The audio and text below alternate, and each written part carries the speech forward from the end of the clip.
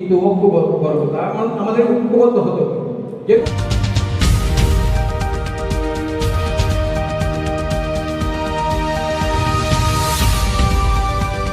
Channel Balkhali, সমগ্র বলখালী জুড়ে।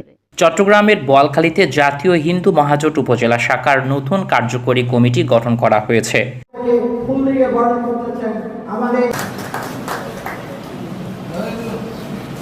এতে সভাপতি নির্বাচিত হয়েছেন শ্যামল বিশ্বাস টিসু এবং সাধারণ সম্পাদক নির্বাচিত হয়েছেন অনিল কান্তি দে। শুক্রবার সকাল 11:30টায় পৌর সদরের পূর্ব গুমনন্ডি লোকনাথ মন্দিরের চিত্তরঞ্জন মঞ্চে আয়োজিত এক পরিচিতি সভায় সর্বসম্মতিক্রমে এই কমিটি ঘোষণা করা হয়। শ্যামল বিশ্বাস টিসুর সভাপতিত্বে প্রধান অতিথি হিসেবে উপস্থিত ছিলেন সংগঠনের বিভাগীয় কমিটির নির্বাহী সভাপতি doctor Harinarayan Bhattacharya.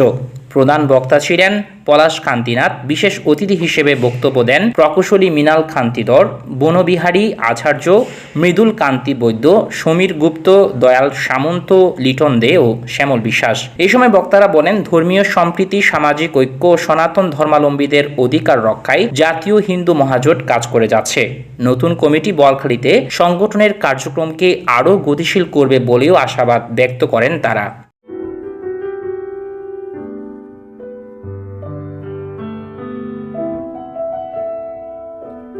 For more updates, subscribe to our channel, click the show links and enjoy watching the videos.